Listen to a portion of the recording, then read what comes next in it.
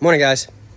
It's early February. It's about 20, maybe 18 degrees out, and I'm standing here in a t-shirt. I'm going to show you today how to stay warm. Since I was a kid, everybody complains, I get cold, I get this, I get that. I'm too skinny, I don't have any meat on my bones. Bullshit. Knowing how to stay warm is knowing how to do it right from the beginning. Okay?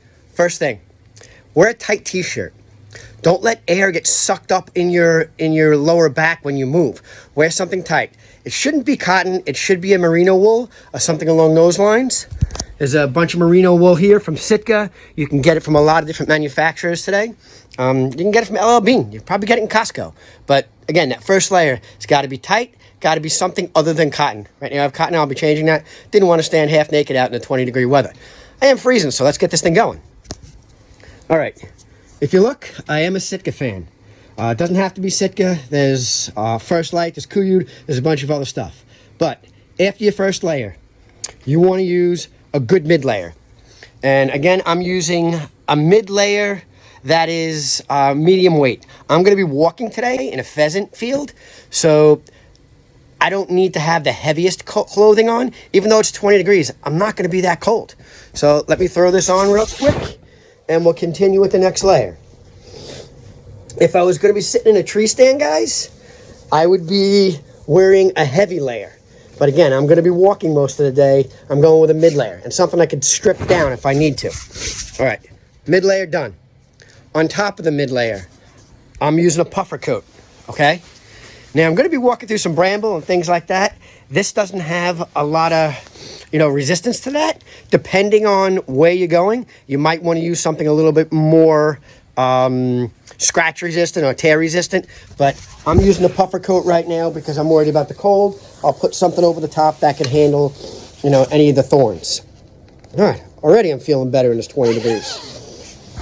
All right, there we go. So we got our first layer on, the merino wool. Second layer, medium weight Sitka. It's a core layer. It actually doesn't have wool in it, but I like that better for the second layer. My third layer is my puffer coat. This could take me down to 10 degrees while I'm walking. As I get warm, I could take it off. I could turn it into a little ball and put it in my backpack. Super light. Okay, my next layer is going to be a vest. Obviously, I need something that is orange. There's going to be, some gun shooting. I want to make sure that I'm safe. And with this vest, you can see it's got a kind of a almost a Berber liner on the inside. And what the vest does is it prevents you from getting your chest cold. Your extremities can handle it, but you need your chest, your belly, your belt line. That's all got to be warm. So I'm putting this vest on already. I'm good.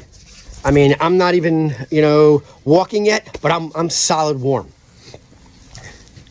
Beside the body, your legs, they typically can handle a little bit colder temperatures, so I don't bulk up on my legs when I'm walking. This is a lined pants from Costco. I do use Sitka. I do use a bunch of other things, but simple today. I don't care if they get torn up. They cost me about $35 in Costco, and I'm going to walk through some thick stuff.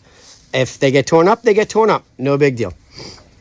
For your head, you're keeping your head warm and being able to change hats in and out depending on how warm you are. I have a lighter beanie than this. This is a medium weight hat. So I'm going to throw the medium weight hat on, and that should keep me solid for any kind of walking I want to do. And then I have my baseball cap that I'll put over it sometimes. So if I'm walking, I get real hot, I'll pop off the baseball cap, pop off the beanie, put this on, and I allow some heat to escape through my back of my neck, top of my head, my ears. It keeps you a lot more tempered so that you can run if you need to. If you have to stop and you're cold, again, you pop off that hat, you put your beanie back on. This stuff all seems elementary, guys, but if you forget one of these items, you get cold. You don't have a good time. You wasted that whole day in the field. So this is me just kind of sharing some of the things I've done to keep myself warm. And when everybody else stays home and they're complaining, oh no, this is what I do.